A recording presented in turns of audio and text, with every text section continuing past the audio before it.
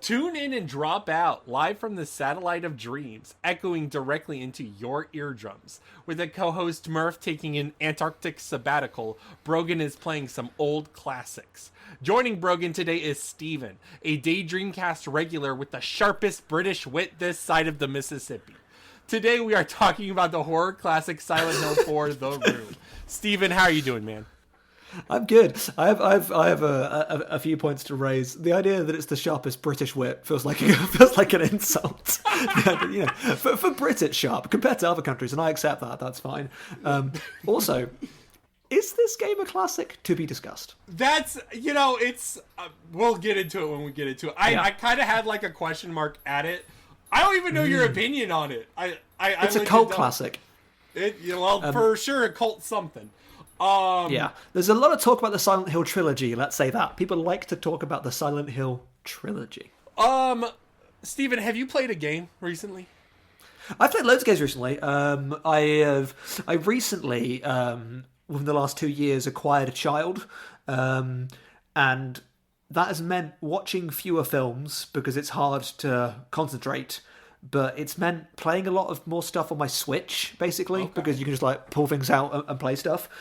A thing we won't talk about, because you talked about it last episode, is I've recently played through most of the Metroid games. Yeah, I played through Metroid Prime 4, and I so disliked it, as you can hear on the podcast where I talked about it with Joe.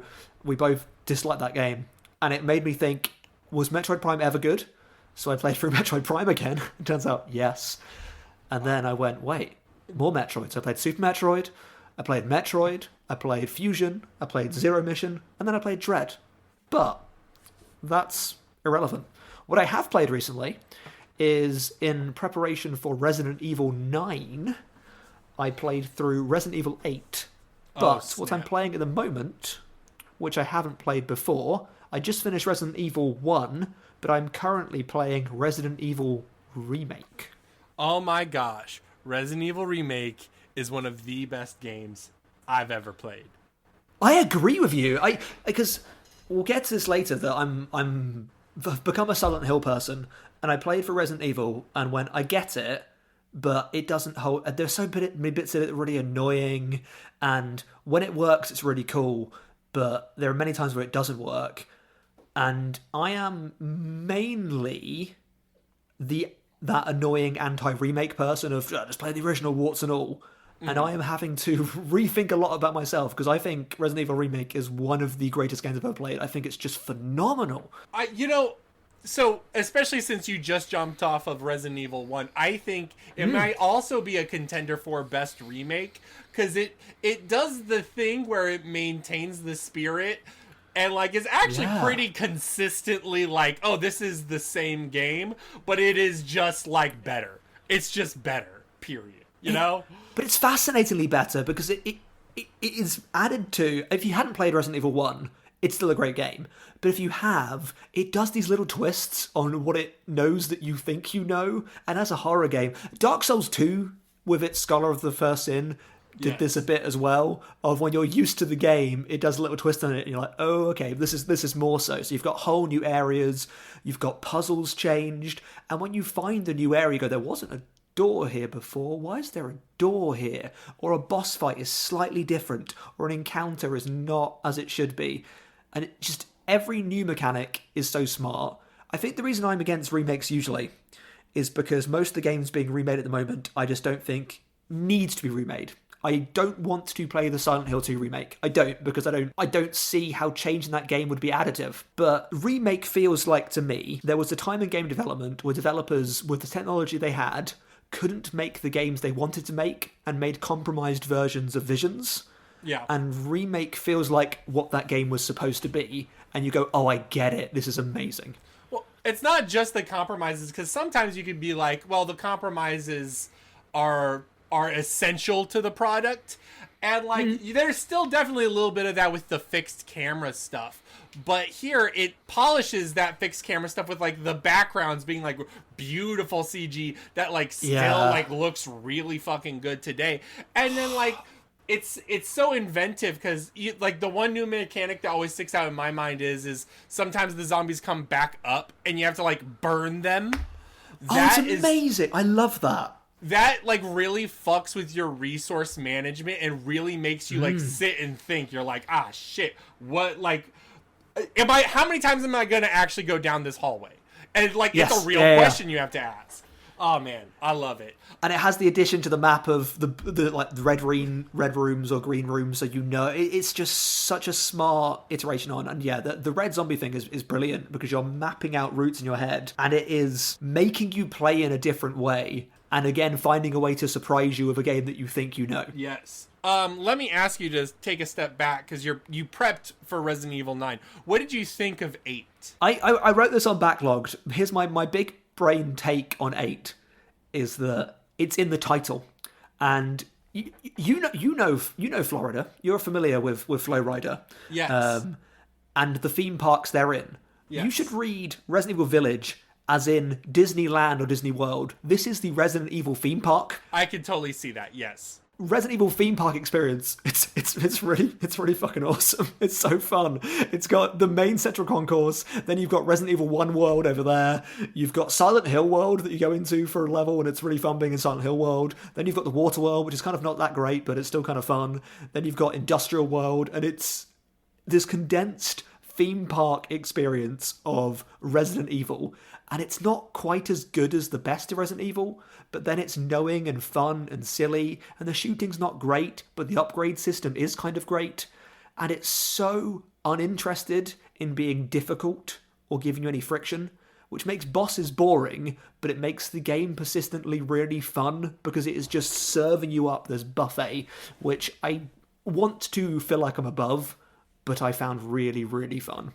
Yeah, it almost feels in some ways like a little... I also think when you're in the village and you're doing some of the, like the missions or whatever, there's definitely a lot of Resident Evil 4 in the hub. And like, especially with that like dopamine of the action, I definitely feel a lot of Resident Evil 4. But Resident Evil 4 is just so graceful with it. This one is, it's not graceful. It's just, it's just safe in the ways that like still work for the dopamine.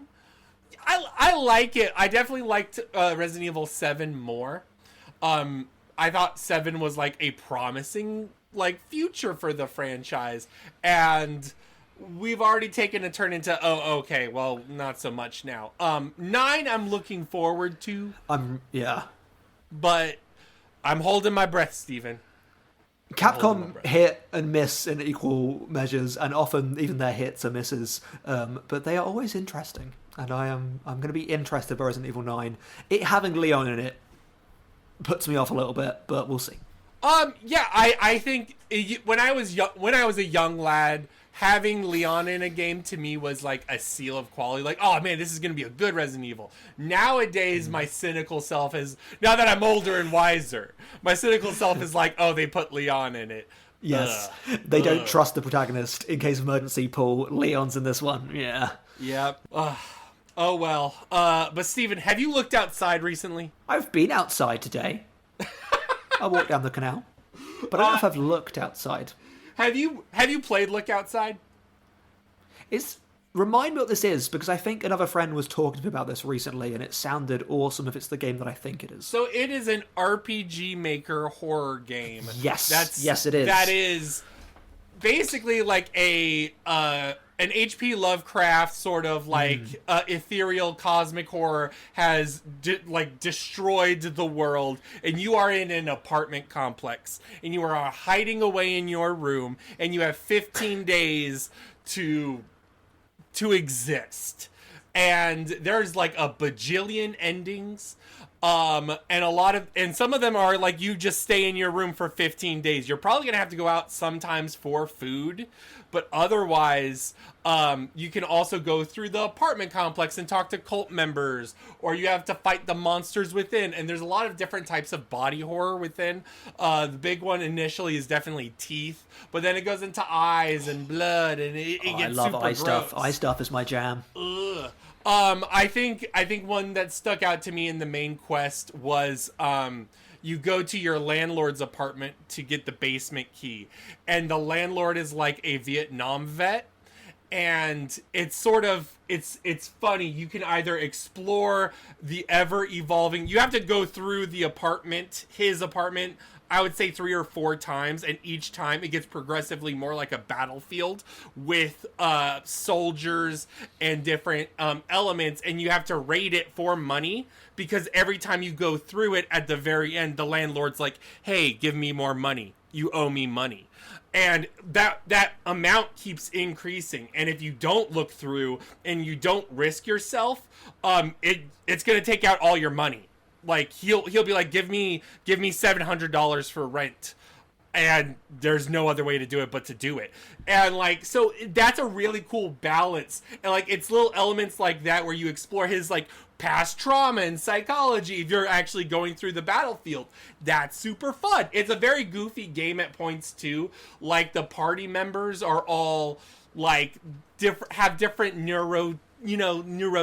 I would say like one example would be Dan, who is like a live streamer, and he's one of those that's like, I guess personality wise, I'd compare him to the angry video game nerd, where like if you look at video games, he'll be like, oh, your video game collection, it's cool or whatever, but these all suck compared to mine. Like he's shitty, but he's also kind of nice at some points, and his like mechanics are really cool, because it's like he either has the angry gamer mode, which he is very offensive heavy, or he's very like nice and he just wants to connect with people and he's lonely, and so like he becomes a healer, and you have to switch between the two stances. It's shit like that where every single character in the game is revealing something about like the core themes, and like really expansive. I've talked about the game here before like that, and especially since like you go back to the room, like you go back to your apartment at the end of the day every time. I definitely felt it more and more in prep for Silent Hill 4 The Room. I played it a lot too, and that was super cool. There's the other thing I would cite here is that there have been so many quality of life updates. I think he's done now, but the developer has done so much work into like adding more quests, adding more party members, and it's all free. It's all good. It's just fleshing out an already good game into something pretty special. Yeah. It seems really cool. Looks mechanically interesting and systemic in ways that I enjoy. Yes. Definitely pick it up on sale or something. Yeah. But, Steven, I have a question. Are you still a teacher? No. Oh, well, I guess the schools were just full of demons. They were. I mean, yes, true. Post-Brexit. Yeah, that makes sense. I have played Demon School. Yeah, this is the game that famously didn't release because of Silksong. That famously did not release because of Silksong. I think behind closed doors, it just also possibly wasn't ready for the limelight. And then it finally was. I think this is a good game. Cool. Have you ever played a Persona? I love Persona. I am a huge fan of 3, 4, and 5. I've not played 1 and 2. What if I were to tell you? Favorite, then 3, then 5. What if I were to tell you that this is a love letter to those Persona games you did not play? Then I would say I should play those, and then I will open said love letter and talk about Shin Megami Tensei, I guess, which I don't want to talk about. Yeah. It is styled like Personas 1 and 2. There's definitely elements of the later ones. There's like little romance options, but the romance is definitely not a focal point. It's much more of a friend thing. And there's not a high school element to it. It doesn't try to do the high school thing. There is a high school in it, and you are doing it, but it's not. Yes. It's not like a social thing, or it's not like a simulator. Rather, you're not going to class. You're not doing all these things. It's just every day you've got your main quest, and you're doing your main quest. And you could do I some like the side idea things. that the game Demon School is really toning down on the school stuff. That's an interesting choice. Absolutely. And you're really just focusing on improving your social links with your party members, or you're doing the main quest. And the main quest has the battle stuff. It's mostly all battles. And what's interesting about the battles is it's a little bit tactical. It's tactics based. It's grid based, which is slightly different than Persona. I would say Persona 1 had a little bit of that with the squares of where they land. But otherwise, like, it is like you're moving people around. They have a sidestep. You have to strategize how they are, and like, especially if you want higher ranks and higher rewards, you have to strategize on doing it in this many turns and it's a very nice loop. And I think aesthetically it's also interesting.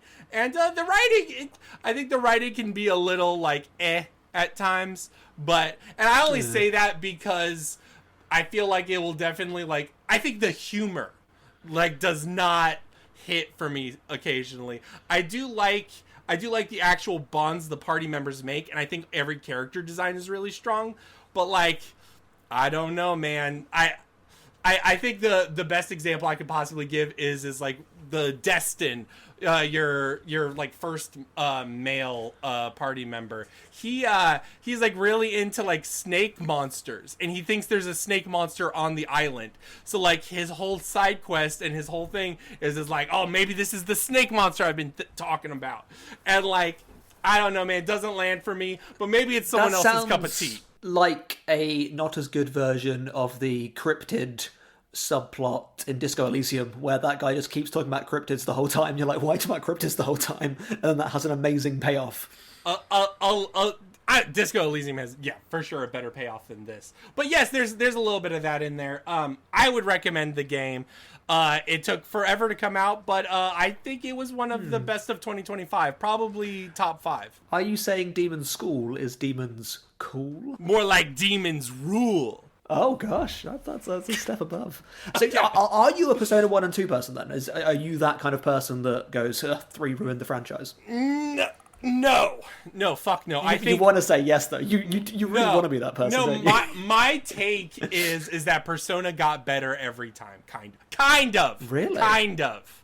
I think 3 is possibly the best out of, like, I started with 3 and I really liked. I started with 4, so I think that's why it's my favorite. I like a lot of the, the melancholy aspects, and it was just at the right point where it was like still a little hardcore. I don't like the remake that much of 3, but like it was still hardcore. It was still cool. It's easy to bounce off of. The party members are less developed. They didn't nail the formula. They had the formula right with 3. I think 4 was the nailing of the formula. And then 5 was a lot of quality of life and flair. And if you see past the quality of life and the flair, you're like, this game is not better than Persona 4. But like each one has something to offer. The thing about Personas 1 and 2 is I think they just came at a more primordial time. They're a lot more Shin Megami Tensei focused, and with that they try to do cool things. I would tell you to not bother with 1, and if you're ever curious, play 2. And I am curious. I would like to finish 3 at some point. Play 3. If you bounce off 3, it's really not that big of a deal. Well, no, I bounced off the remake of 3. I love 3. I played it right to the end on my Vita, and I am in the final dungeon. But the final dungeon, as people know, has loads of those enemies that can just one-shot you, and then you just lose an hour of progress. And that just happens a lot. And I lent my Vita to somebody a few years ago, just never got it back. So I am just at the end of Persona 3 and just will be forever. And I hoped the remake would go, and now I will finish Persona 3, and then I just didn't really feel it. 5, I like 5 a lot, but I especially like the last few hours of 5. I like the way that game ends and what it builds towards. I think it's got some really visually interesting moments, and it's very on the nose, but I do like the unchaining youth revolt theme in that game, and I think it's kind of like punky and cool, and in a commercial punk kind of way, but still punky and cool. Yeah, good enough, and the outsider element. Yeah, it all works. I think 4 just has that really good Scooby-Doo. I love Twin Peaks. I know who we are. Yeah. 4 is good. I get it. I get the love. But Steven, are you ready to talk Silent Hill? I love Silent Hill. Yes. If I was not doing this today, I would have considered going to see the new Silent Hill movie today, which I hear is terrible. I was gonna say I am hopefully just gonna rent that and watch it on streaming at some point. I do not want to go to the theaters for that. I don't even know what theaters are playing it for me.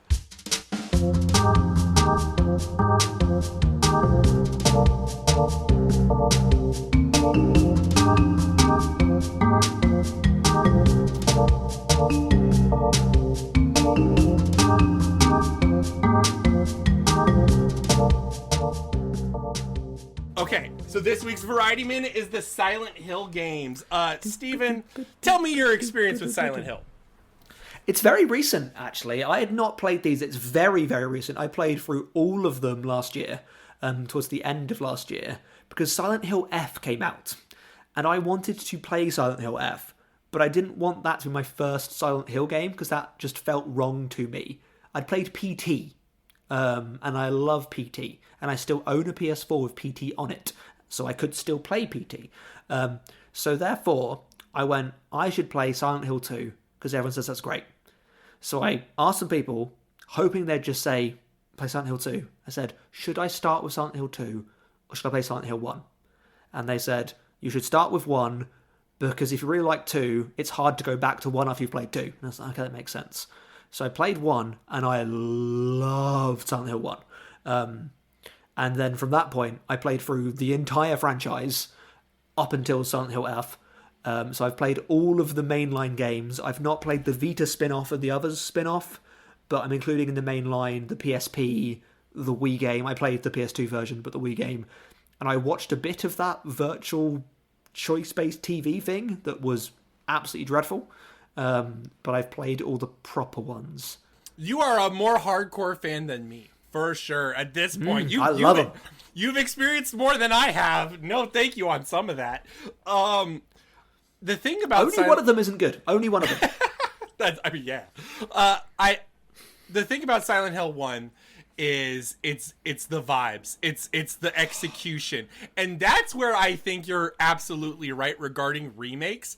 Because I think, you asked the question, which one's in the most need of remake? And maybe on the surface, someone would say, oh, Silent Hill 1, that's really dated. That's a PS1 thing. But literally, that is, to me, now the core appeal.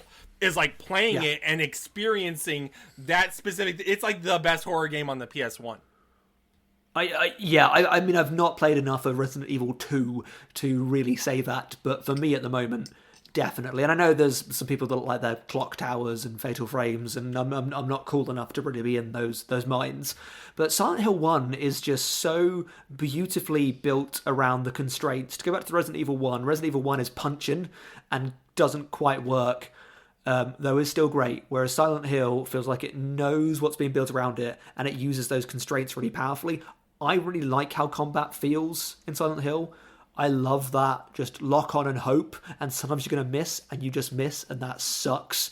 And sometimes you hit, and it's really, really impactful. The camera angles are so cinematic that they just give you that atmosphere, even if they're not that gameplay useful. And they're not as egregious as the Resident Evil ones. They transition a lot more smoothly. I think it's a much more artistically implemented use of fixed camera. I love the wooziness. The puzzles are really interesting. The character work's interesting. The story gets a bit silly towards the end, but the Silent Hill vibe, it gets away by being this uncanny fake place, which means it can pave over so much, and just things can not make sense, and they can really potently not make sense. Yeah, especially when it gets into the cult stuff, where it's you kind of turn your brain off, but you're still in the ride. To go back to an amusement park metaphor, and there's still a lot of vignettes and set pieces. I like the fucking I'm trying to remember how to say it. It's the lighthouse. I like the school. I like the nurse. Even the characters in it. When you see the nurse cry, oh my gosh, that's so cool. And it's a good time. I definitely turn my brain off a little bit. And I also think puzzle-wise, one of the things I really like about the Silent Hill franchise is the puzzles. I feel like Resident Evil with the puzzles kind of is the red key goes with the red key. Who gives a fuck? Whereas this is like, oh, do you know, like, are you paying attention to what's being said right now? Because you need to. And then that's a really good test. Yeah, I think they're much more... They can be arcade and silly, but they're usually gameplay or world motivated in a way that is thematically interesting and it makes sense. And again, because it's this... The more the games lean into Silent Hill is this just uncanny non-place where dream logic can really persist. They get some really cool puzzle design out of that. And I think Silent Hill 2 is really strong of that, especially. Transition to 2. What is, first of all, before we go into that, which one's your favorite? 2. I think 2 is phenomenal. Okay. I'd say 2, then 1, but maybe Silent Hill F actually is my second favorite. We'll get there. I think 2 is really special because it examines... I think it succeeds incredibly well at how it's examining a character. Like, the character study of James Sunderland is really, really well done. I agree. And... it, like, setting wise, I think it does the best and most interesting stuff with Silent Hill. It drops the cult stuff, which really helps it flesh out, and it makes you able to be locked in without your eyes glazing over on cult bullshit, which I definitely felt playing 4. We'll get to it. We are the same this way. Yeah, but the cult stuff, that's not what I'm here for. I'm here for this is an allegory, this is metaphor, and the space works as metaphor and allegory. And when they say there's a witch coven behind this and blah and blah, and it's just like it's aesthetically cool, but this is silly now. And like the monsters, the cut scenes, everything reflects James incredibly well. And if it doesn't reflect James, it's reflecting Angela. You know what I mean? Like, it's reflecting the different characters within, and it really, really works. And like the endings to Silent Hill 2 are also really perfectly done. The performances, let me talk about the performances. They are so great at being amateur. Like, they're not, I don't technically know if they're fully amateur, but like the way they are played are uncanny. You know, it has a distance to it. You're not really intimate with their performances.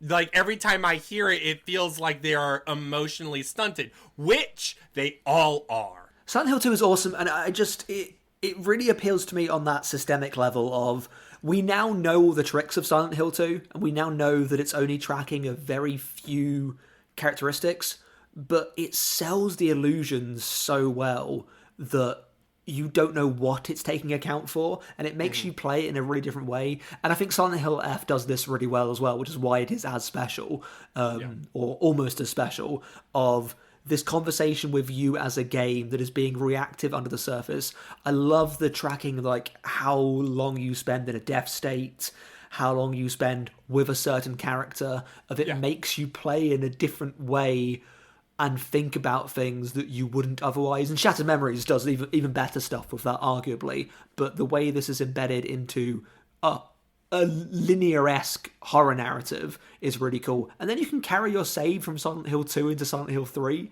and things will happen in Silent Hill 3 that reference 2, which is also really awesome. Yes. That's so neat. Silent Hill 2 is really fun to play and look back on. And I have played the remake, and the remake really just doesn't... It does not capture, like, all the stuff. I think it is adequate. It served its purpose, and its purpose was shallow and cynical. You know what I mean?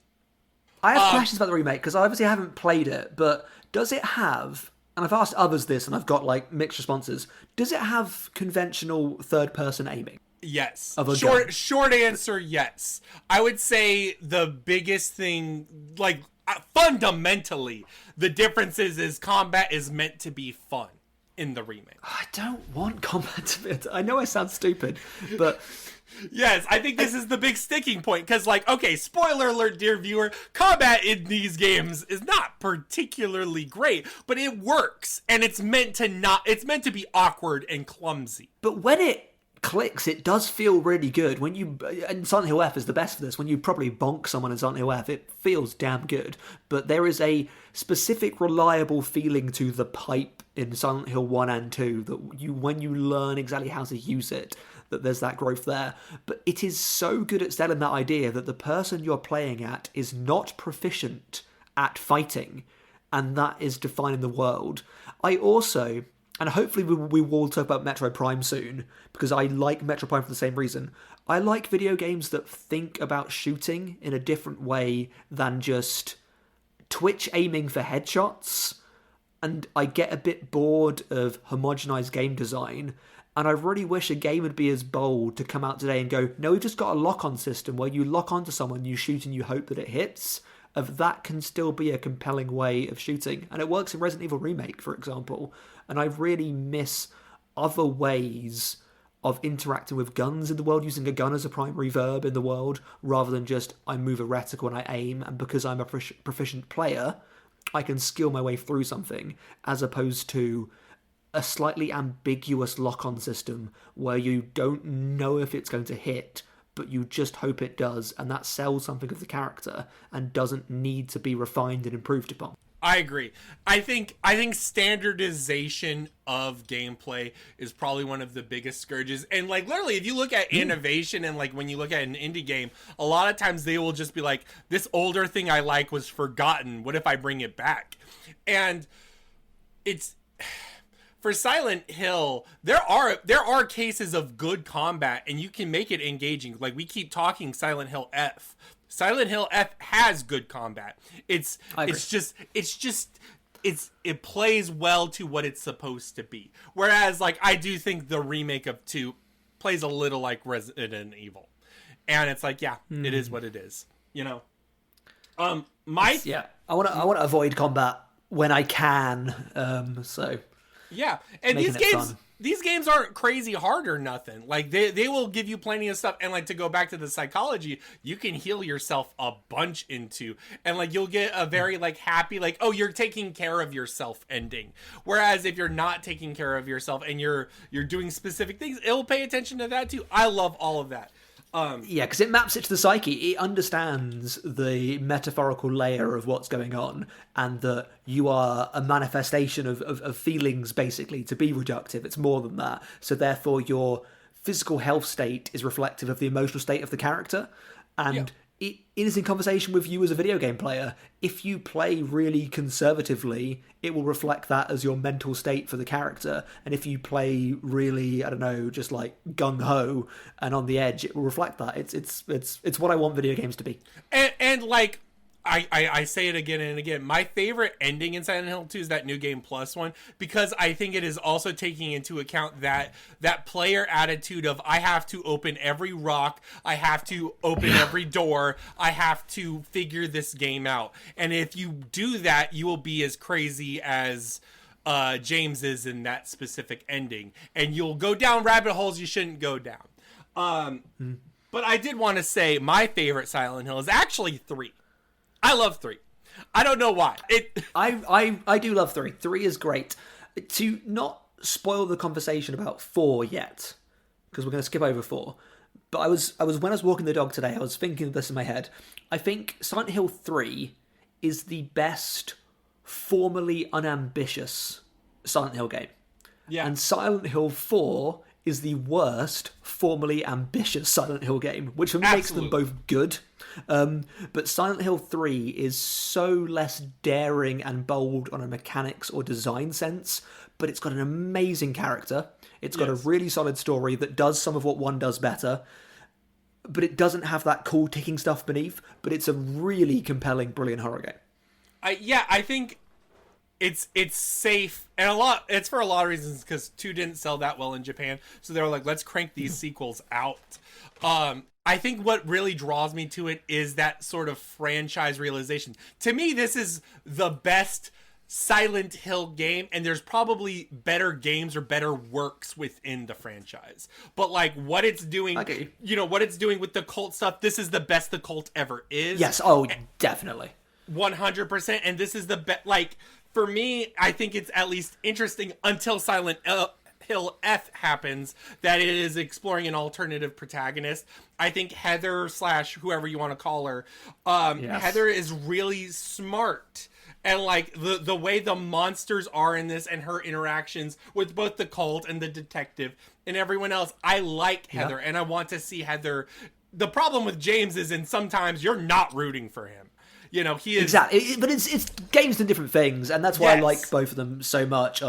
This is a game... Because Silent Hill 2 is a game that I love deeply, but you can critique it for its gender representation, and I know why it's doing that gender stuff. It still is doing it. It still is showing certain depictions, and it still is a story of harm done to women, told through a male view, in which you embody that man who is the causing of harm.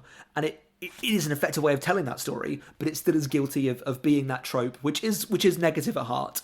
And I do like that Silent Hill 3 exists to balance that, of being this layered, interesting character that's allowed to be weak and strong at the same time in a way that video games often don't do very well. Absolutely. No, yeah, I think to me it threads the needle, but, when you return to areas from Silent Hill 2 and they've just reused the hospital again, you roll your eyes. You go, okay, all right. Yeah, but you've got that save on your file, so when you look at the fence, she goes, oh, this looks like it could fall over. And you went, yeah, I fell through that fence in Silent Hill 2. Have fun. I don't know if does she do the toilet thing with the Silent Hill 2 save? Yes. Where she goes, why the fuck would you put your hand in the toilet? Oh, that's so good. I love that. That's great. I love that. Yeah. It's we're not gonna awesome. We're not gonna talk about Silent Hill 4. Who cares about that game? Let me ask you, because I have never really dabbled deep into. Oh, now it gets weird. Here we get into the stuff. The only one of these later ones I played is Shattered Memories, and I like Shattered Memories. I think awesome. Shattered Memories is a really good attempt at exploring the psychology, and that's really nice. And it's approachable. It was a good direction for Silent Hill to go. I feel like Silent Hill should go in directions where auteurs are giving an opportunity, or not even auteurs, but just a team that wants to talk about something specific. They should be given free reign to do that. And Shattered Memories was an example of that. But before that, we need to talk about the PSP game. However, my last thing on Silent Hill 3, to lampshade one of your points, I think the reason why the cult stuff is good in Silent Hill 3 and is aesthetic in 1 is because the cult stuff in 3 is always linked to its effect on the character, so you feel it through what it means to that character, and because you are invested in her, it's really interesting because it affects her and it affects the way that she interacts with the world, and because her identity matters. So I think it sells it as a character narrative, whereas I don't give a crap about the character in Silent Hill 1. I mean, it's you're looking for your daughter, whatever. He's like blank protagonist in 1, and that's where it's the weakest. Whereas like in 3, like everything you learn about the Order goes into Heather's identity. And like you see how it all works, and like there's still really good interactions in there. I forget the guy's name, but literally when that guy goes, "Oh, those look like monsters to you?" That's such a fun moment. That stuff is cool. Yeah, that stuff's really, really cool. But Silent Hill, the Silent Hill PSP game, which I've just blanked on the name of for some reason. Is it Downpour? Is it Bloodlines? Homecoming? I don't know. These all blurred. No, I think it's Bloodlines. I think it's Silent Hill Bloodlines. This is the first Sam Barlow one. Because Sam Barlow, now known for Her Story and Telling Lies, and whatchamacallit that I loved, but apparently all names are escaping my brain. Her Story's the big one. Immortal, right? Immortality. Yeah, Immortality, okay. Which I think is phenomenal. You were closer than me because I said it just doesn't have a name. So he is known for those now, but before that he cut his teeth in the Silent Hill mines. Bloodlines is the PSP game, and I like it because it's a good translation of classic Silent Hill to the PSP, and therefore is impressive for that.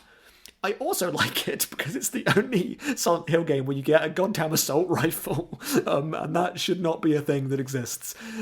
Is this a guilty pleasure? I think maybe, yeah. Homecoming is more so for me. Bloodlines has a weapon degradation system, which means there are points where it has to deal with the fact that you don't have a weapon. Which therefore means that you've got melee attacks. So the first boss in this game I just punched to death because your punch is just stupidly overpowered. Because you can pick up anything in the world and attack things with it. So I got the pipe and was like, yeah, I've got the pipe. And then the pipe broke and it was, oh, I've not got the pipe anymore. Well, there's a laptop screen here. Sorry, not a laptop. A computer screen, a monitor. I'll just hit with this. Oh, and it broke. And it was okay, this is weird. Now I can't attack. Oh, I can punch. So when you punch the first boss to death with your super strong fists, you realise there is a problem with this game.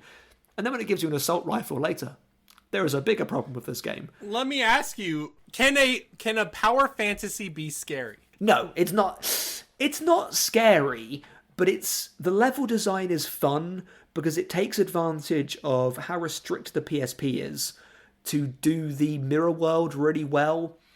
You are only ever going down a set path, which is kind of the case in all Silent Hills, but you're in these areas where they feel like you could go more places. So it does a good job of giving the illusion of you're exploring the hospital, because it's the hospital again, because of course it is. Yes. And then you go into the mirror world and back out from the mirror world. I think it's good at a survival horror gameplay experience on the PSP, but not actually a horror as it makes you scared of anything. And also the protagonist is damn funny because he's this ex-soldier with an assault rifle working his way through Silent Hill, and that's silly. Well, when you say ex-soldier, like, yeah, you'd think that there would be a lot to work with psychologically. You'd think that. And there is some. The writing is okay. And I like where the game ends up, and I think the story is good, and it's got some Barlow-isms in there that you can see where he goes. I think it is an interesting game, but it is a flawed but enjoyable Silent Hill experience that is mostly notable because it plays like fun classic Silent Hill, and I think those games play quite fun. What are the others? Homecoming? What's this Homecoming one? Well, next we have Shattered Memories, which we both really like. Homecoming actually might go. Oh no, Homecoming does come out before, but I think Shattered Memories is the same developer. Homecoming is not a good video game that I like quite a bit. Okay. It is the PS3 360 one where you play as. I'm going to spoil a bit of Silent Hill Homecoming. So you play as someone who is sold to you as an ex-soldier that has some family trauma that links to the town of Silent Hill. So you end up going back to Silent Hill. And him being an ex-soldier is why it has quite an in-depth melee combat system where you've got 3-hit combos and like ripostes and stuff, but you have to go into combat mode and it changes the controls.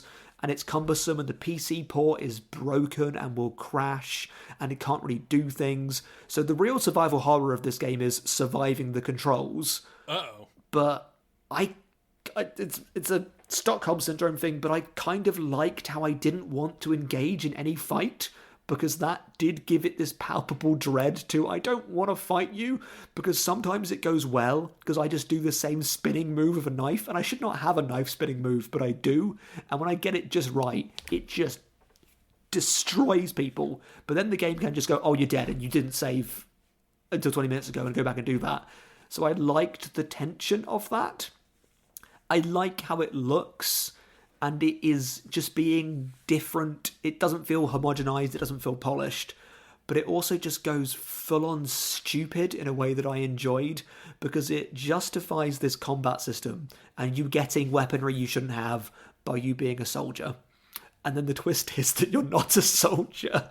Oh, no. That this is all manifestation of your guilt because you keep seeing ghosts and family stuff. It turns out you are the reason your younger brother died in a boating accident, and that broke your brain after that point. And this is all your trauma and guilt. So there is no reason why you can spin attack with a knife. You just can, I guess. I guess he wanted to deep down.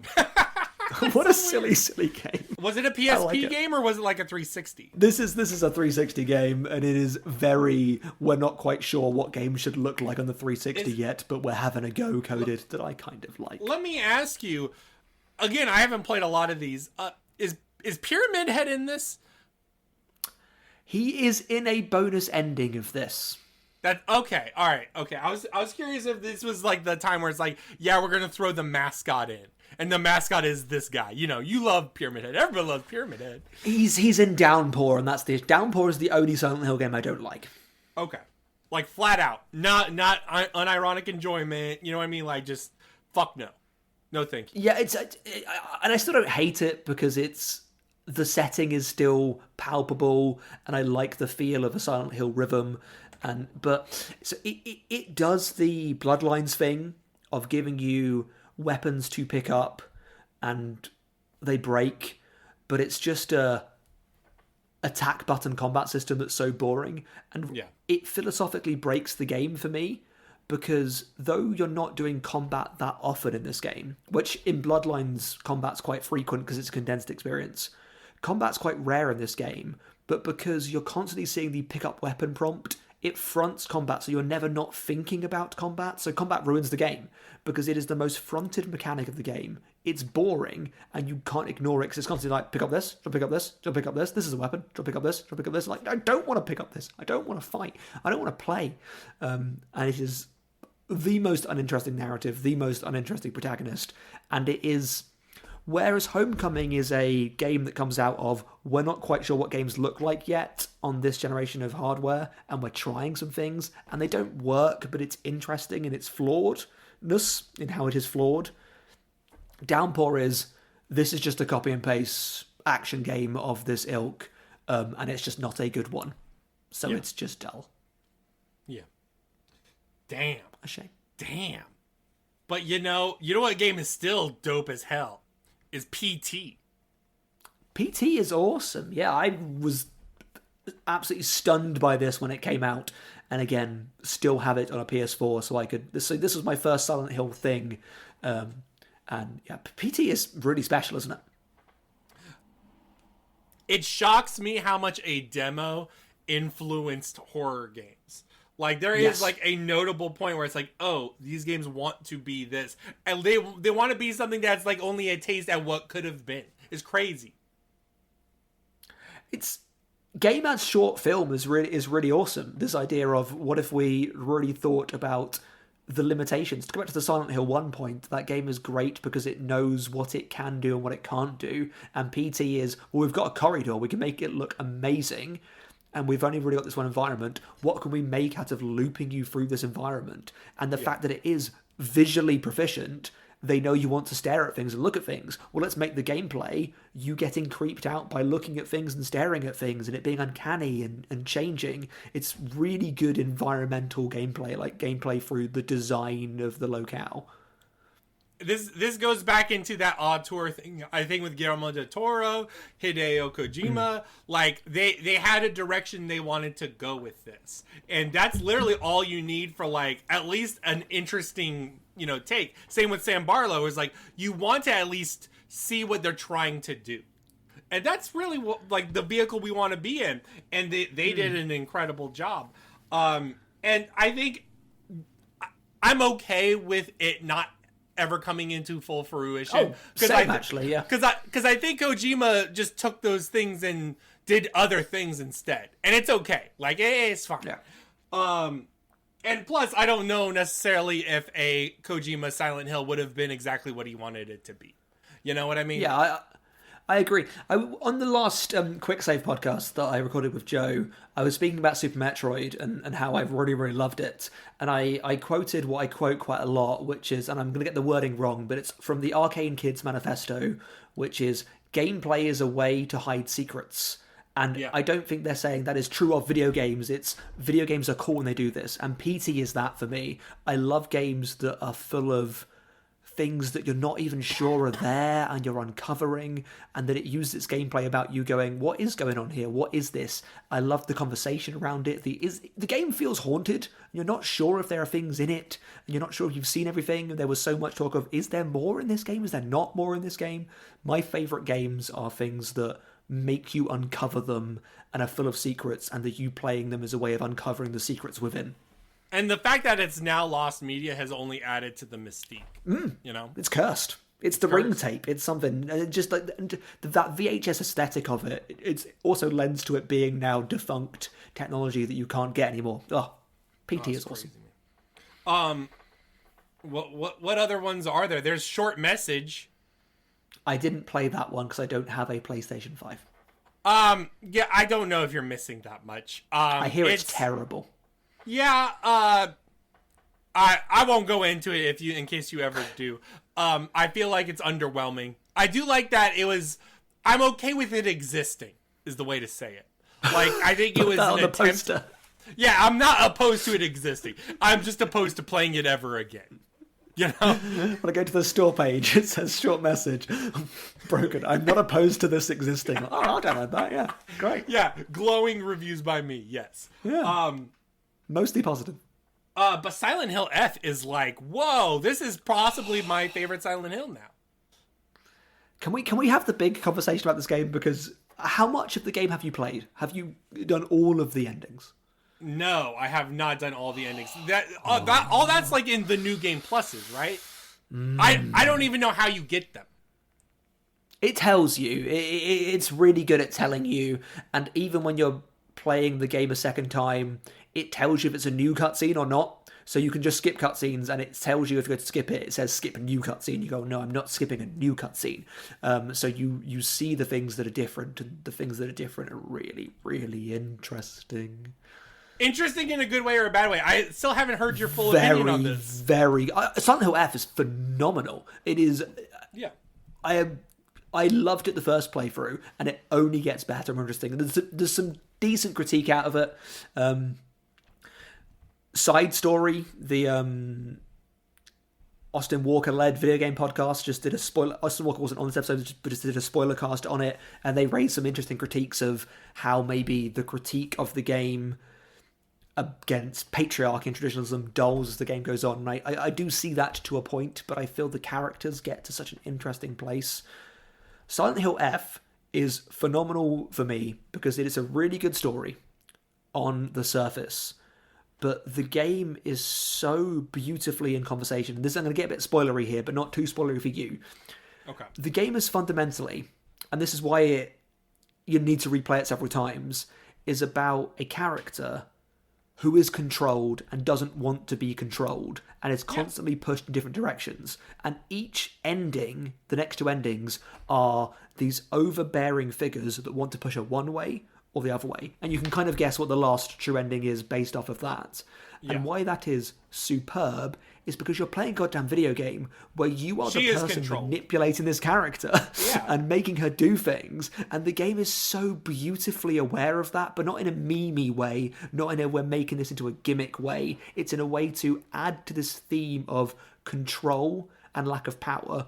And the most interesting scenes in the game are these cutscenes where a character does something that you have no control over. So when she, spoilers, cuts her own arm off, it makes that non-interactive, and it's just going to happen because that is the character taking, even though it's a forced thing for her to do, it shows that she is a type of decision making. So the game really powerfully plays with when you have autonomy and she has autonomy, and what autonomy means in a video game space.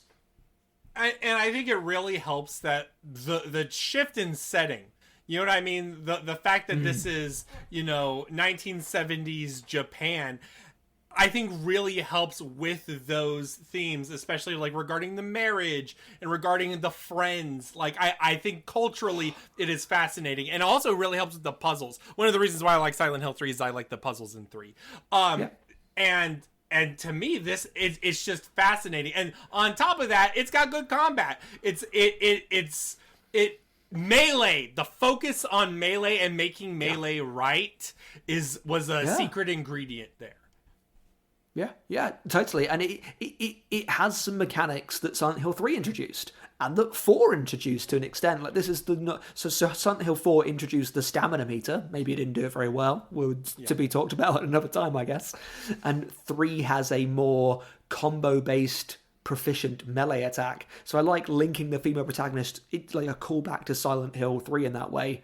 There is also a bit in this game which, to me, was definitely a Silent Hill 4 callback, which is in your house at the end of the game where you open that room and there's just that giant face. Yeah. There's a room just like that in Silent Hill 4, and there's so many people saying, "What the hell's this room doing?" Of me, I'm like, "Oh no, it makes sense to me in the game, but it's also this homage to one of the coolest moments in Silent Hill 4 of oh my god, there's a person's face here staring at me."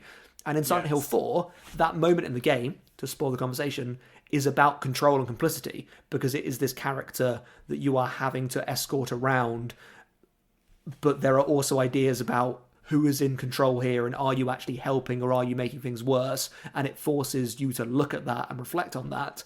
And it feels like the developers of F know that thematic point in 4 and are using this cool rhyme to it there to make a fun echo of it in F, and I love that.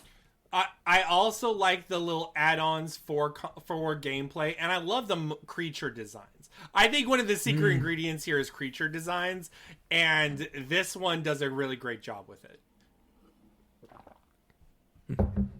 Yeah, F is just fantastic. Like, the F is for fantastic, it turns out. People will say it's for Forte, but no, it is for Silent Hill fantastic. And I love the title. I think the title's really intelligent. That it's Forte is in loud. The title is a contradiction of Silent Hill Loud in this game about contradictions of someone who wants to be loud but wants to be quiet. That she just doesn't know who she wants to be yet. She's not being allowed to be somebody. And that the character stories are built up by you going back into the journal and reading. So it forces you to play in this way. It's so good at training you as a player to play it in the way that the game wants to be digested, that if you engage with it properly, you'll be so rewarded. And it's not doing the Silent Hill 2 thing of tracking you to give you to give you certain endings, but it is doing something. And you can't not do that the first playthrough. But the thing it's doing is very cool. And if you listen to the podcast where Joe and I talked about it, I clocked onto it before it happened and went, wait a minute. Because it's so thematically strong. Because the game is about the problems of tradition and tradition's sake. And it keeps pushing a traditional medicine on you. And it uses even like a color-coded language of the game. And you go, wait a minute, there's something not right here. And then you go, oh, there is something not right here. And oh, that's very, very cool. Do you want to talk about the game? Yeah. What a stupid name for a video game. What a story, Steven. Okay.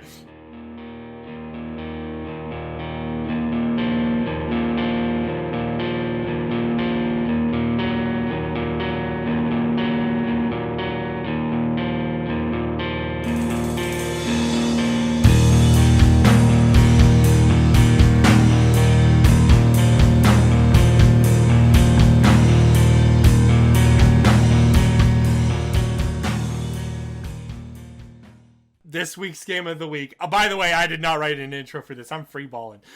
This week's game of the week is Silent Hill 4: The Room. It is the 2004 survival horror game. I believe it's technically the last game by Team Silent. Yeah, it is. Yeah. And noted with some development problems. Even some people rumored that it was not originally a Silent Hill in development, but apparently that's not true. Apparently that's a mistranslation, according to my notes. You play as Henry Townsend, who is kind of stuck in his room. He can't get out of there. And they're just so happy. Okay.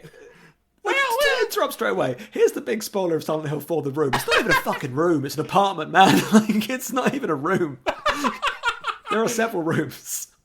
Steven, I got this apartment listing here, by the way, on the Satellite of Dreams. I had to sell it. So let me read this to you. It's got a washer and a dryer. It's in the middle of downtown. There is a giant hole in the bathroom. That will eventually lead to hell. And there is a cult serial killer that thinks the apartment is his mother. There is all the room rules. There is also a hole to a young woman's apartment that you can spy on. No, but you have to. So I got stuck in the game for a while because I couldn't progress because I didn't want to spy on the woman, but you have to, which ultimately I like, and this is why I do like this game, because it goes back to my.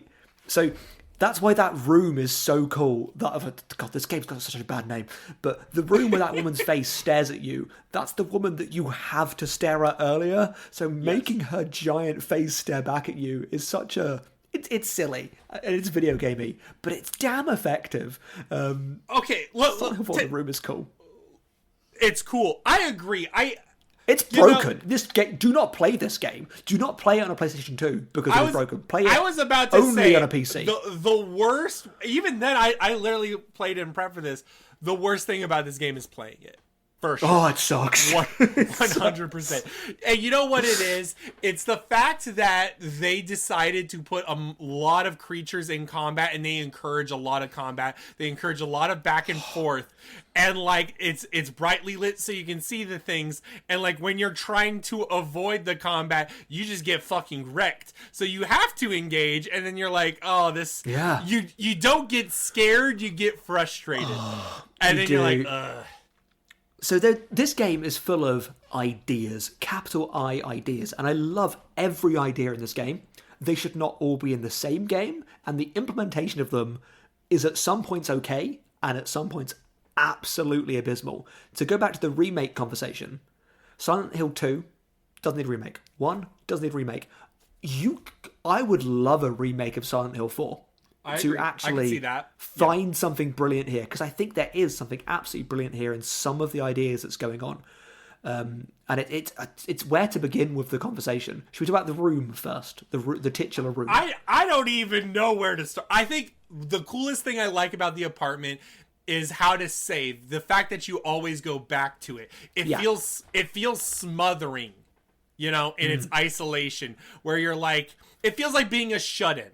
And like it feels like, and like when you look out, when you peek into the world outside, you're trying to like echo back for connection. You're like, hey, like pay attention to me, please. Or like you feel like a voyeur, and you're like, it feels so inappropriate in those points where I'm invading personal space. Like it is a really, that slicing into that horror is really, really promising.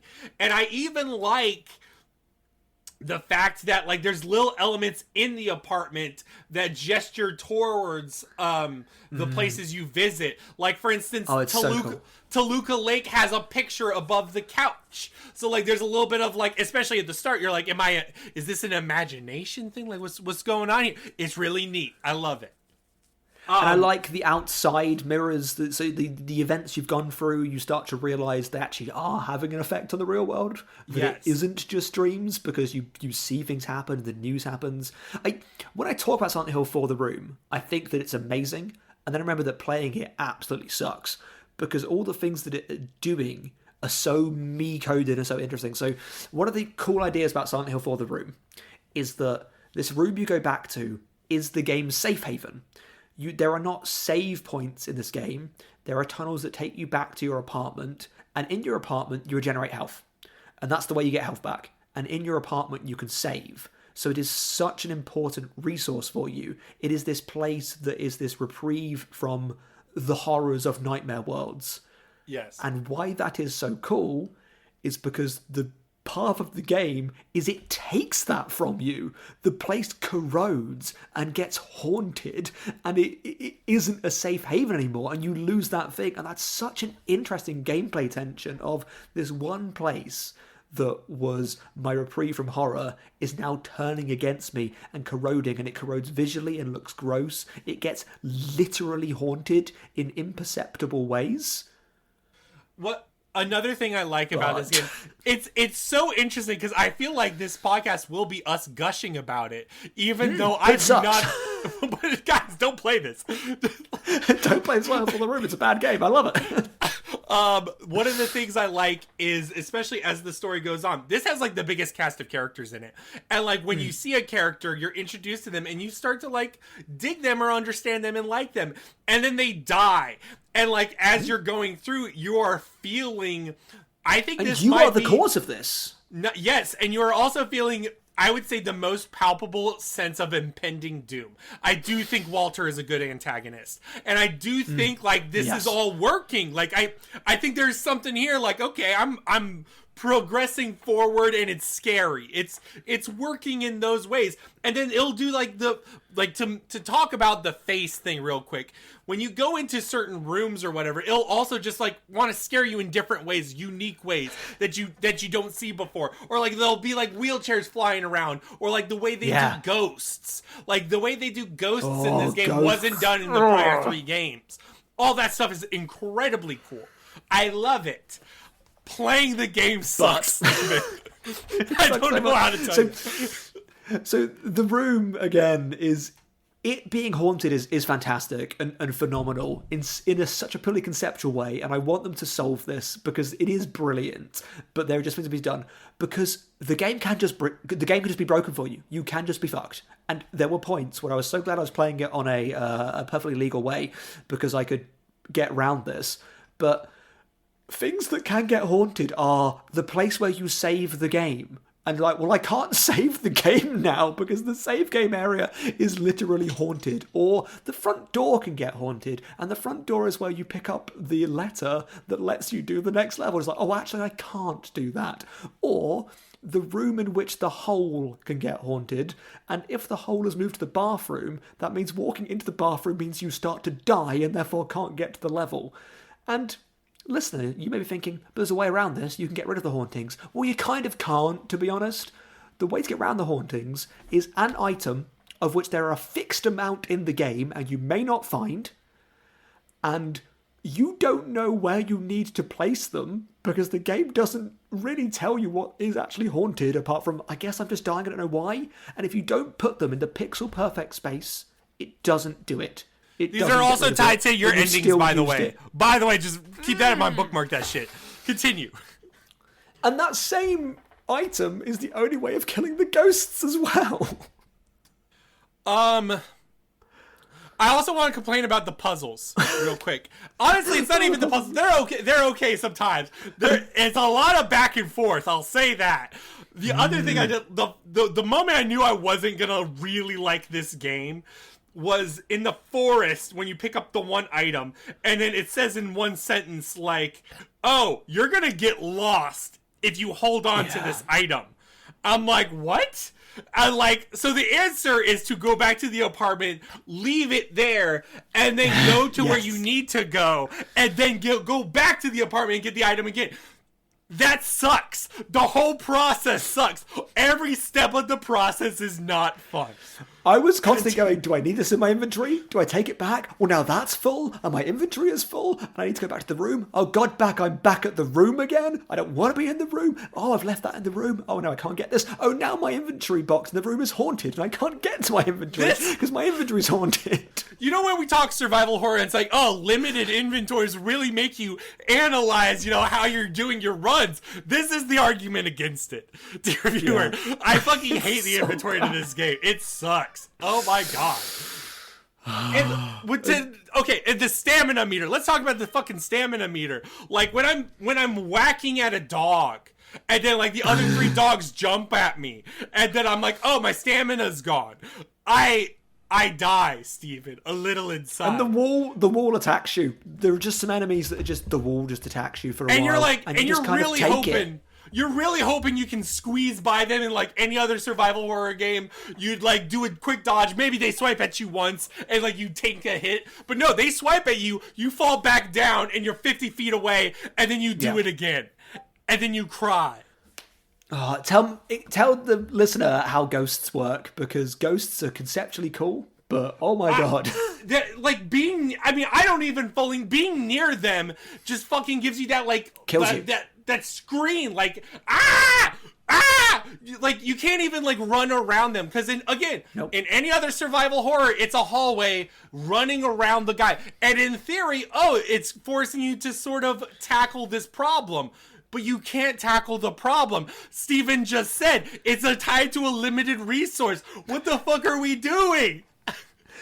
So yeah, you can use the candles to stun them, and then you can stick a stake through them that stays there. And it's so cool because the idea that ghost is in that level now, and it's just stuck there, so they don't die. It's just stuck in place, and you can remove it at any point. And so the persistence is great because it's a backtracking game.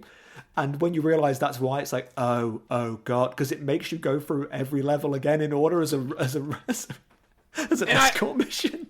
Yeah, we'll get to the escort in a moment. But that's a lot. The other thing I like about the backtracking is once the person in that area has died, they become like a thing there, and you see the aftermath. Like you see the burned house, the burned corpse. Like that's super fun. I like it. Thumbs up. Or like the woman in the subway. You see the woman in the subway. I love it. Good stuff. the game's not good, Steven. There's great palpable consequence. It's just that it's way too mean, because it's the idea of this boss, because it is basically the boss of the level, is going to pursue you, and it's because of what you did in the level earlier, and you can make it easier for yourself by getting rid of them now, but then you've used that item, and then you can't use it again later, and you will need to use it later. So it actually forces, because most survival horrors, like, I don't actually really like. You end most survival horror games with, well, I had a rocket launch the whole time and I used none of these. I should have used them. Why didn't I? That was absolutely stupid of me. I should have just done it. Whereas this, you do think, this would make my life easier because it's an absolute pain, but I don't know if it's going to be more annoying later. And you just spent the whole time going, this sucks, I hate this sucks, I hate this, I hate playing this game, this sucks. But you respect it. I will say, also in defense of Walter Sullivan, I think him being in the areas is really cool.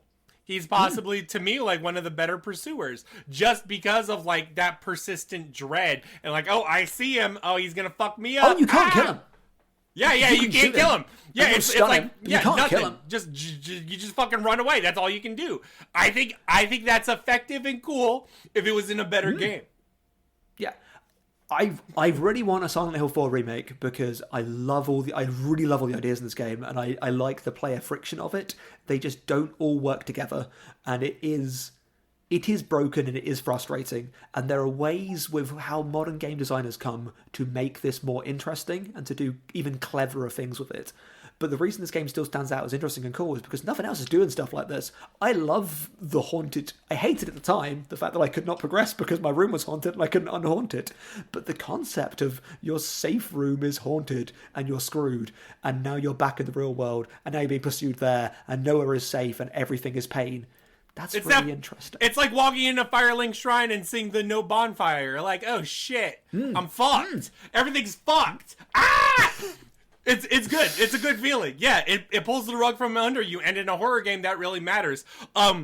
We have barely talked about a fucking escort mission, which is like an entire portion of the game. It's also so depends long. on your ending. Oh my gosh. I like Eileen. Don't get me wrong. I actually like her as a character. She's cool. It's rough. It's rough, Steve. So she can't die, but the game will judge you for putting her in harm's way. It's basically the idea. Oh, God. So I got the good ending because I scummed the hell out of save states to get the good ending. I would not have done it if I was just not save scumming the entire time. And even with save scumming, my room got so haunted towards the end that I almost could not finish the game, and I was so upset by that. But I managed to just push through by just getting enough health, because then later it doesn't regenerate your health, so you're just screwed. Fun times. But you have to take the character that's the neighbor that you were spying on through every level of the game and basically remind yourself of the things that you've done in that level, which is, someone died here and they're going to haunt you and ruin it for you. Conceptually cool. And not interesting, not fun. Just not fun. I like the door. I like the apartment. I go back to the things I like. I like peeking out the window and seeing like Frank Sunderland, like being like knock knock knock, and like, you know what I mean? Like I like Sunderland as a character in this. As the super, there is something eerie about him, which works because he's James's dad. And you're like, okay, all right. And those links work because it doesn't feel gimmicky and silly and like, that's the guy's dad from the other game. It adds to the uncanniness of what the hell is Silent Hill anyway. It doesn't feel like fan service because like it's adding to the idea like James was not no fan is serviced by this game. No fan is ever being serviced by Silent Hill for the room. Yes, basically, yeah. Oof. The other reason, the chocolate milk, Steven. Yeah. Just the puzzles. I'm not a big fan of the puzzles, man. They're bad. They're bad. I had a walkthrough open. I'm not playing this game without a walkthrough. Don't play this game. 2, don't play without a walkthrough.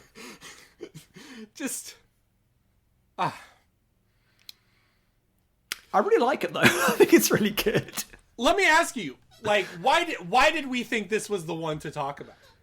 Because it's fascinating. There's nothing else like this. It's such a bold design in every aspect, and it is such a mess. But all the ways that it is a mess are video game ways of it doing something that's communicating something to the player and are about the way you interact with it. It is so aware of video games as interactive spaces where you make decisions, which is why I love the room as this constrained setting and the design of it, and that things, it feels like a clockwork thing, and it's not, but it feels like it, where things are happening around you and you're intersecting at moments. It sells that illusion, and Silent Hill has always been a great franchise at selling the illusion of being much more complicated than it is. Returning to that place is cool. And you know, it's so funny, because, like, the thing that I do roll around in my head is how pleasant should a horror game be? Exactly. And like, that very fact makes me go, maybe this is not that bad of a game. Like, really, like, it's all deliberate, and yes, it's frustrating, and yes, you feel the weight in all the frustrations, but it's meant to do that, like, as a game, as a goal. And I can't blame it for that. I can't fault it for it. Not at all. You know? And there is a part of me that goes, should the game be broken because your apartment got too haunted and you can't progress anymore? Should I take the blame? I should, right? Yeah, in some ways, yeah. Should you need to finish games? And people like myself and you have this compunction of, I started a game and I should finish it because I should experience the game. But there is some argument of, do you need to finish it? Like, has it made its point? And I think that's part of the narrative as well, of you are causing harm in this world, you are not a good thing, and the thing you're uncovering, maybe there's some good come out of uncovering it, but not really, it's kind of all in the past. But the story is a bit obfuscated, it doesn't matter that much. But you are bringing evil in and around, and you get overcome. The game, I think why I like it, the game does feel haunted. Silent Hill 4 The Room feels like a demonic thing. Yeah, this is the one I would want to burn with fire. Absolutely.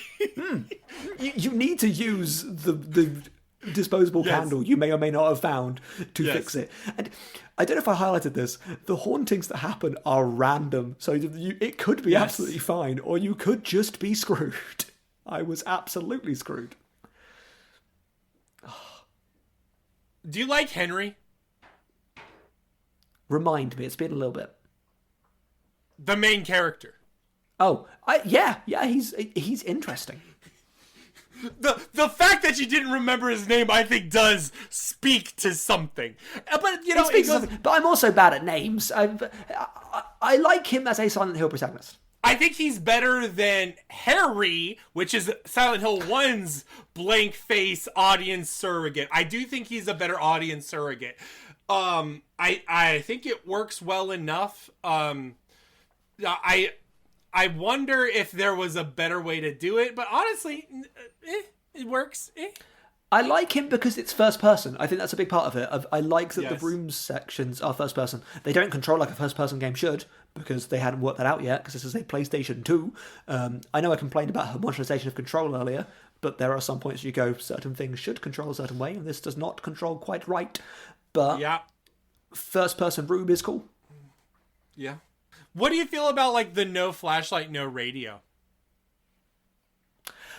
Well, that's the Silent Hill F conversation of it's the codes and conventions of what makes a Silent Hill game. Yeah. And that's super important to highlight for this one, because this is technically the first departure. This is the first time they're like, what if we do something different? And yes, there's a lot of frustrations here, but like ultimately I'd say there's a lot of success in it. I didn't mention it a lot, but Short Message also takes a lot from The Room. Like a lot. Really? Okay. Yes, like a lot.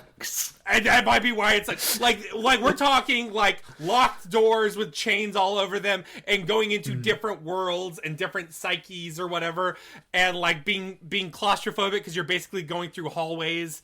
But yeah, like I think it was a huge learning lesson for the franchise in ways that maybe the 360 era nobody learned any lessons.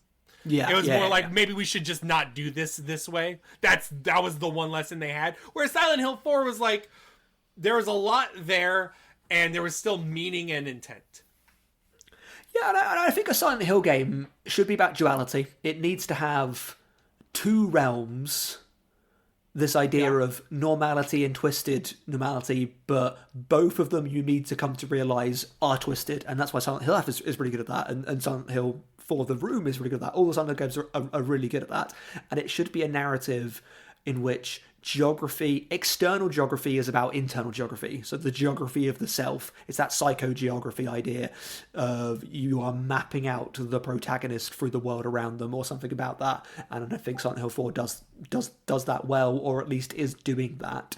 It is interested in the psychological in that way, in gameplay terms. So it does feel very Silent Hilly for me. And Silent Hill F does feel very Silent Hill-y for me. I know some people want to talk about it being a spin-off or not really Silent Hill because it's in Japan, but it really makes the point that Silent Hill is a metaphor for space that reflects the interior and for ideas of duality.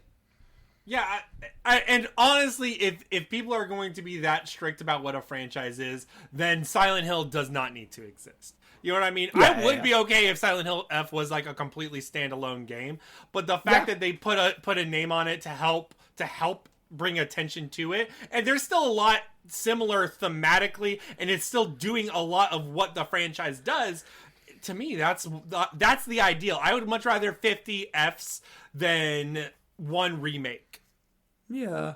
And I think that's where branding, to use a horrible term, is additive, because Silent Hill F, you think about that game differently, and you enter it in a mode because it's a Silent Hill game, and therefore it can take shortcuts, and it can reference, and it can do things. So it could be a unique horror game, but it is also more able to take on certain subjects because you've already met it halfway, and that is really potent, and therefore it plays on the idea of being Silent Hill. So even its diversions from Silent Hill feel purposeful and feel like decisions it's made to go left, as opposed to it being a unique thing. So, and Silent Hill for The Room, which again, what a title, is like that as well. The ways in which it is not like Silent Hill stand out as decisions that I really respect. I also want to cite one other thing. The actual best part of Silent Hill 4 The Room, and this is my favorite game for it. Is it fighting crows? Is it fighting crows? Because it's not fighting crows. No, Steven, God, no. Fuck no. It's the OST. The soundtrack is really good. I love the soundtrack. It is fantastic. And the composer, Silent Hill 4 and Silent Hill 3 were in development or started development near the same time. And the composer did way more tracks for Silent Hill 4. And you notice it, and you can feel this one was the one they were more passionate about. Highly recommend. Dude, just whew. I think it's an awesome game. I think Silent Hill 4 The Room is a really awesome collection of mistakes that coalesce in something fascinating. And I really go back to your point of it is a horror experience, and it is best thought of as an adventure game.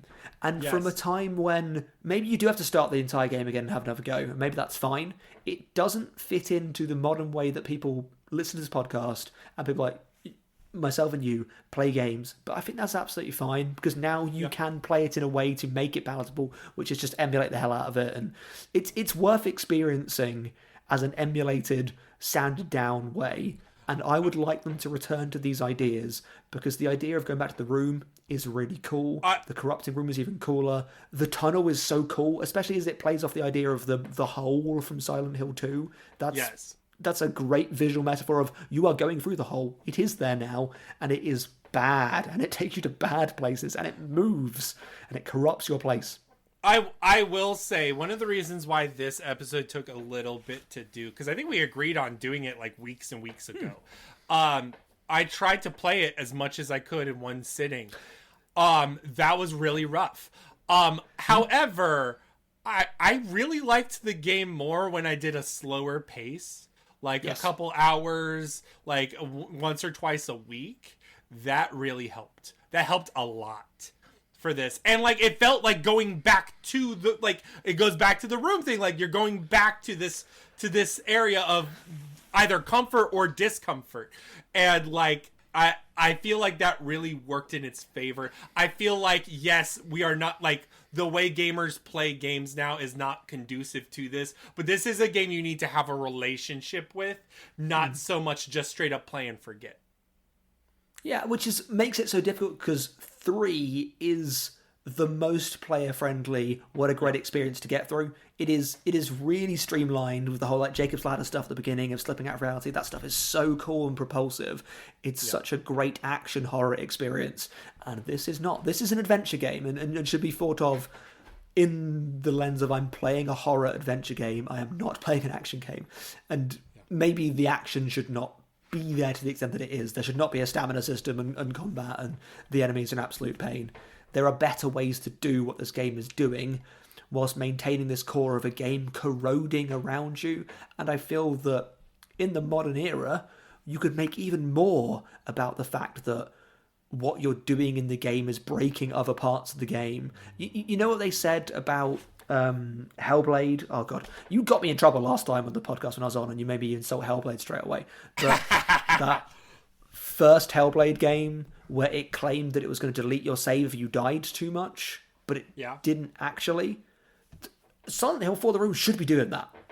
Yeah, it should be that confrontational. Yeah, I could totally agree with that. Yeah, there's a cool roguelike style horror experience here, a more emergent, returning to this room that is corroding and is being reflective of the outside world. There's something amazing in this game, and it has not been realized yet.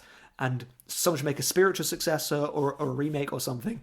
There is something here to be mined out and make an absolute masterpiece with. Yeah. Listen to this podcast, maybe like try it and then abandon it like an hour in.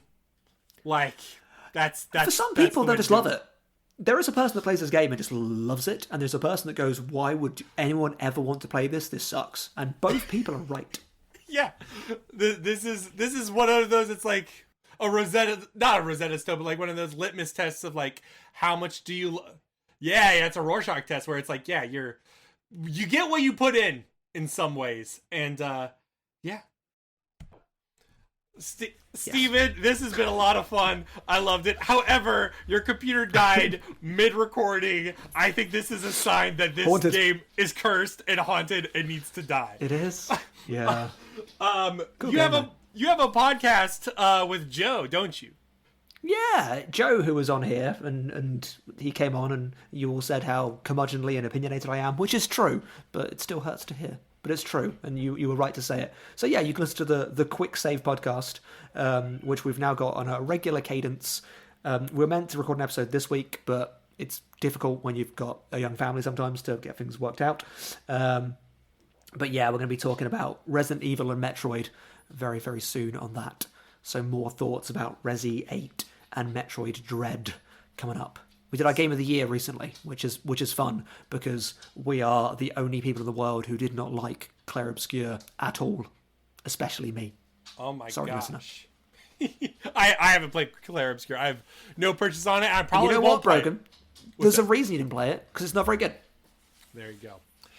When you were all right, so the next game of the week is going to be, and this is a surprise to you, although probably not that big of a surprise, is Metroid Prime. No, fuck no, I would never fucking do that. However, the other person that's going to be on it will be Brendan, because Brendan can for sure talk about that game. Woo! Metroid Prime is awesome. Yeah, let's play out. That's it. That's the game. Yeah. That's the episode. That's the Good game. Stuff. Prime. The room. Listen to this in a room. Don't go outside when you listen to this podcast. Stay in a room. Be locked in there. It can be several rooms. That's fine. The room. Stay in there.